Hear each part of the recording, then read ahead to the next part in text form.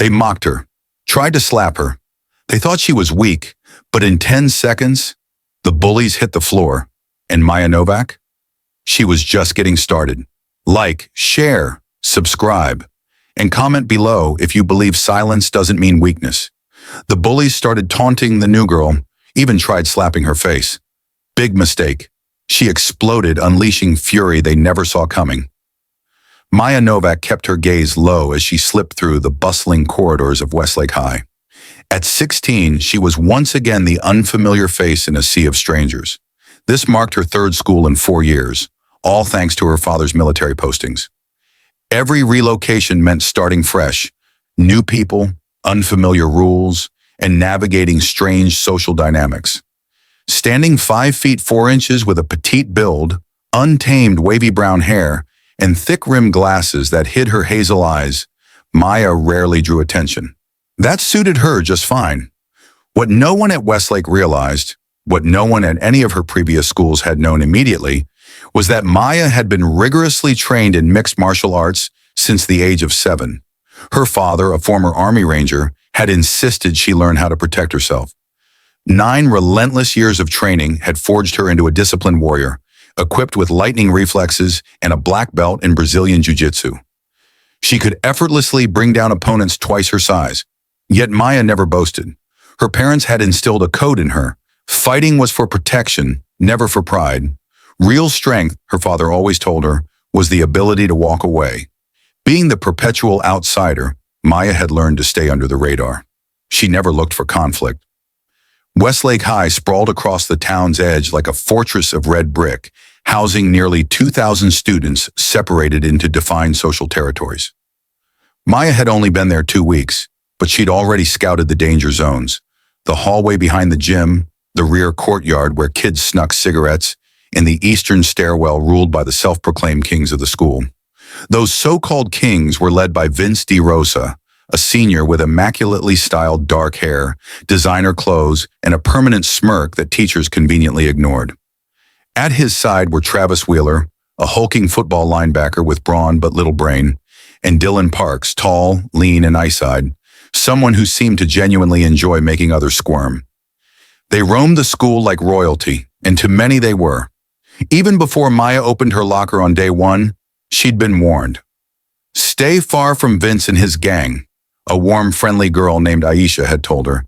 Every semester, they choose a new victim. Last year, they bullied a freshman so badly he changed schools. For 2 whole weeks, Maya had successfully stayed off their radar. She navigated back routes to class, ate her meals in the library, and became a shadow. But she soon realized invisibility had an expiration date. As with most things, it started small. She was rushing to chemistry, arms stacked with books, when she nearly collided with Travis. "Watch it," he barked, scanning her with narrowed eyes. "Sorry," Maya mumbled, sidestepping him quickly. "Hey," he called after her. "You're the new girl, right? What's your name?" She hesitated but didn't turn back. "Maya. Maya," he repeated, dragging out the syllables mockingly. "Next time, watch where you're walking, Maya." She felt his stare burning into her back, her gut tightening with unease. She knew that look. It was the look of a predator eyeing easy prey. The next day, her books were smacked from her hands at her locker. She looked up to see Dylan walking away, chuckling with his friends. "Oops," he called over his shoulder. "Butterfingers." Days later, it was Vince himself who slid into the seat beside her in the cafeteria, catching her off guard as she dared to eat there instead of hiding in the library. "So you're the school's latest charity case," he said casually, as if they were old friends. "Maya from nowhere." Maya stared at her tray, just trying to eat lunch. "Aren't we all?" Vince smirked. "Thing is, new girl, there's a hierarchy here. Rule 1, know your place." He leaned in, voice dipping. "And yours? It's not here. You're not one of us. We'll figure out where you belong soon enough." Maya's muscles tensed, her body instinctively readied for a threat. She inhaled, exhaled, just like her sensei taught her. "This isn't a dojo. This isn't a sanctioned fight. Don't engage." "Thanks for the warm welcome," she said flatly, collecting her tray. "I'll find my own place." Vince's hand clamped around her wrist, not enough to hurt, but firm enough to send a message. That's not how this works. In that frozen instant, Maya calculated exactly how to break the hold, flip Vince, and pin him to the cafeteria floor. But instead, she played her role, the quiet new girl. She pulled away and walked off, laughter echoing behind her. From there, things escalated. Her books hit the floor daily. Gum was shoved into her locker's latch. Whispers trailed her down the halls. Ugly rumors about her, why she'd transferred, crude remarks about her clothes and demeanor. In class, crumpled paper balls would hit the back of her head while the teacher's back was turned. It wasn't new. Maya had endured this at other schools. She endured again, kept her head down, focused on surviving each day. At night, she let it out in the garage turned gym. Kicks, punches, strikes, sweat and discipline poured into the bag. She reminded herself, don't react. That's what they want. A reaction. But the more Maya stayed silent, the more they pushed. They were used to responses, crying, rage, begging. Maya's cool restraint drove them mad. 3 weeks into the semester, Maya found herself trapped in the east stairwell after school. She had stayed late working on a library project, and the halls were nearly empty. She spotted them as they approached. Vince at the front, Travis and Dylan flanking him like loyal wolves. There was no escape route. "Well, look who we have here," Vince sneered, his voice reverberating in the deserted stairwell. Maya, the ghost girl, all by herself.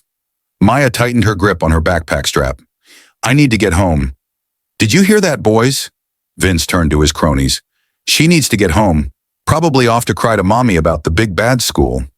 "I've seen her in gym," Travis chimed in. "She always changes in a stall." "Probably embarrassed about her body," he added with a sneer. "Not that there's much there to see." Maya felt her face burn. Yes, she changed privately, but not out of shame. She didn't want anyone seeing the lean muscle that betrayed her training. "Just let me through," she said, trying to keep her voice level. "Or what?" Dylan stepped closer. "You gonna make us?" Nothing, Maya thought. I'm going to do nothing. That's always been the rule. It was the same at every school before. Keep your head down, don't draw attention, wait it out. But her father had promised this time was different. They weren't moving again. This was home now. "I just want to leave," she repeated, hating how small her voice sounded. Vince moved in, fully blocking her way. "You know what your problem is, Maya?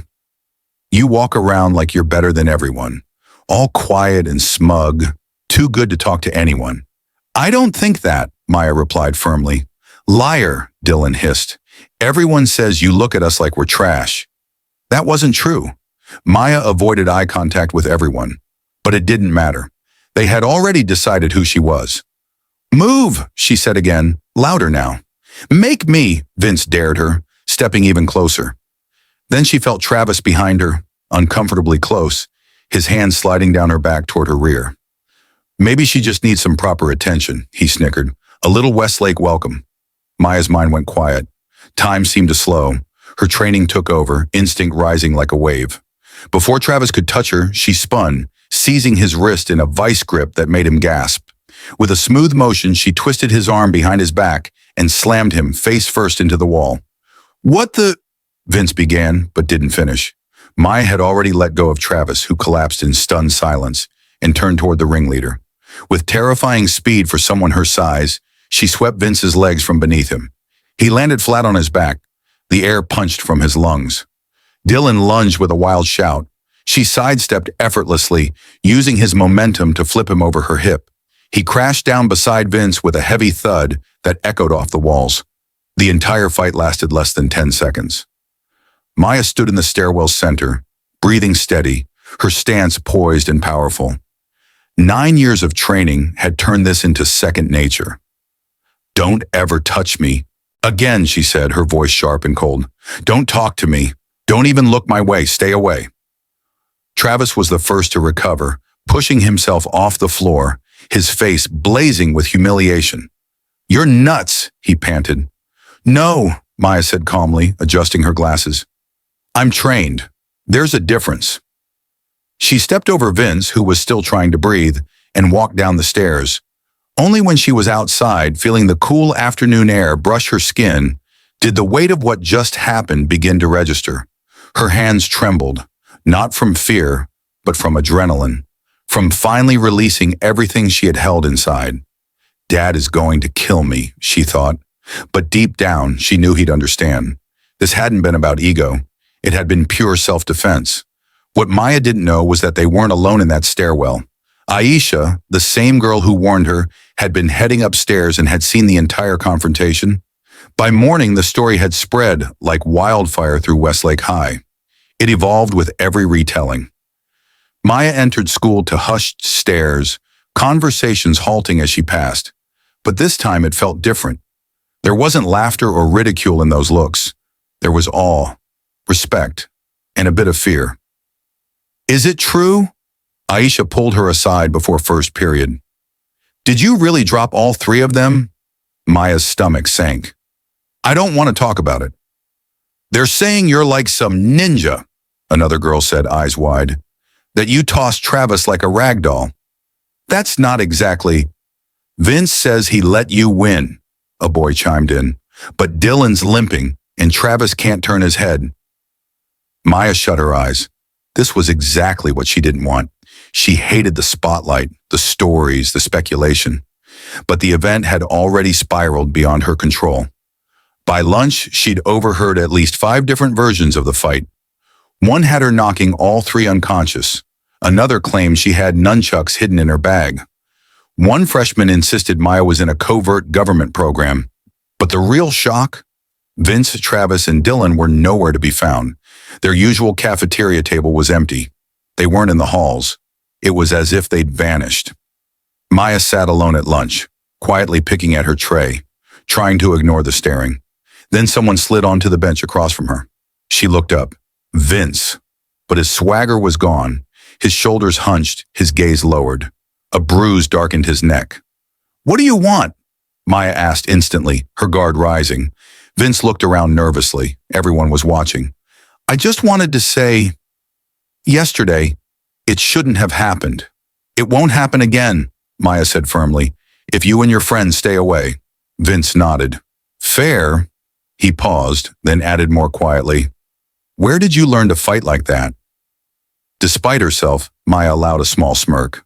My dad started training me at 7. I've got a black belt in BJJ. Been doing MMA since I was 10. Vince blinked. Seriously? That's actually kind of awesome. Then the loudspeaker crackled. Maya Novak, please report to the principal's office. Maya Novak to the principal's office. Maya sighed. She'd been expecting this. Guess someone talked, she muttered, grabbing her tray. Wasn't me, Vince said quickly. Wasn't Travis or Dylan either. We didn't say a word. She studied him. He looked honest. Thanks, I guess. As she walked to the office, Maya braced herself. Fighting on campus usually meant suspension, maybe even expulsion. Her parents would be called. There'd be discussions about violence, conflict resolution, behavioral red flags. She'd been through it once before. The bullies had gotten off with a warning. She was the one punished. Principal Winters had a severe look, silver hair, piercing eyes. She motioned for Maya to sit. Miss Novak, I've received troubling reports about an incident yesterday. Maya inhaled. Yes, ma'am. Would you like to explain? So she told the truth. No lies, no exaggeration. She described the weeks of harassment, how they cornered her, how Travis touched her. She admitted using her training to defend herself. I know fighting isn't allowed. I'll accept any consequence you decide is fair. But I didn't start it. I did what I had to protect myself. Principal Winters listened without interrupting. Her expression was unreadable. Miss Novak, she said slowly, are you aware that we have cameras in the stairwells? Maya's heart sank. No, ma'am. We do. I've reviewed the footage carefully. She picked up a remote and turned toward a screen. Would you like to see it? Without waiting for an answer, she hit play. The grainy footage displayed everything. The way Maya had been cornered, the exact moment Travis's hand slid down her back, and the swift surgical strikes that brought down all 3 boys in under 10 seconds. Every move was clean, efficient, and precise. No excessive force, no anger. Just years of discipline unleashed in defense. Principal Winters paused the video. Sexual assault is treated seriously here, Miss Novak. So are threats and intimidation. All 3 students have been suspended. Mr. Wheeler will face additional punishment for his inappropriate contact. Maya blinked, stunned. I'm not in trouble? Defending yourself from unwanted sexual contact? The principal arched an eyebrow. Of course not. Her expression softened, just slightly. That said, I do ask that in the future, you consider less dramatic forms of defense. Shouting, finding an adult, reporting the behavior sooner, those are always preferable. Yes, ma'am, Maya said quietly, a wave of relief washing over her. One more thing, the principal continued, folding her hands on her desk. Your martial arts training is remarkable. Our school has a girls' self-defense club. They could use someone with your skills. Would you be interested in helping as a peer instructor? For the first time in weeks, Maya's face broke into a real smile. I'd love that, actually. When she returned to class, the whispers resumed, but they'd shifted. Now everyone knew about the suspensions. Rumors swirled that Maya hadn't just avoided punishment, she was being asked to teach self-defense. By the end of the day, 3 different girls had approached her, asking if she could teach them the move she'd used on Travis. The following week brought an even bigger surprise. Vince, Travis, and Dylan were back from suspension, but different, quieter, distant. They avoided Maya entirely, not meeting her eyes in the hall. Travis practically sprinted the opposite direction if she got too close. Then on Wednesday, something unexpected happened. Maya was sitting in the cafeteria with Aisha and a few girls from the club when Vince approached. The whole table fell silent, every head turning toward him. Can I talk to you? He asked. Alone? Maya hesitated, then nodded. I'll be right back, she told her friends. She followed Vince to a quiet corner, staying cautious, keeping space between them. What is it? Vince rubbed the back of his neck, visibly uncomfortable. I wanted to say I'm sorry for everything. What we did, it was wrong. It wasn't poetic, but the redness climbing his neck said it was genuine. Okay, Maya said flatly. That's it? What do you want me to say? That I forgive you? I don't know if I do yet. Vince nodded, accepting. That's fair. I've been thinking a lot during suspension about why I do things, and I'm not proud of it. You shouldn't be, Maya replied, arms folded. I know. He hesitated. My dad's a jerk, always talking about being a man, being tough, not taking crap. I guess I thought being tough meant acting like him, but really, I was just being cruel. Maya hadn't expected this. She studied his face. Behind the swagger, she saw someone lost. You don't have to be like him, she said gently. You can be better. I don't know how. Maya thought for a moment. Well, for starters, I need a volunteer. I'm teaching a self-defense class next week.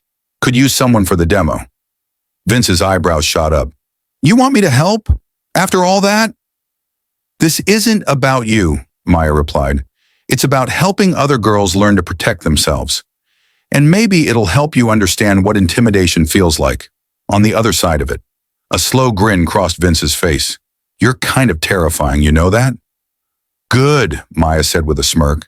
Remember that next time you think about bullying someone. In the weeks that followed, Westlake High saw changes no one could have predicted. The girls' self-defense club exploded in size. Maya led bi-weekly sessions, teaching real techniques with calm, commanding presence. True to his word, Vince showed up, willingly getting, flipped and pinned by Maya in front of cheering crowds. Shockingly, Dylan joined the art club. His dark sketches and cruel caricatures transformed into detailed emotional drawings. Travis, after getting a harsh talk from the football coach about respecting others, adopted a new persona. Awkward, but earnestly polite. He even issued clumsy apologies to past victims. For the first time ever, Maya had what she'd never found at any other school. Real friends. Girls who admired her strength, who respected her for it, not feared it. Aisha and others from the self-defense club became her regular lunch companions. Invitations started rolling in.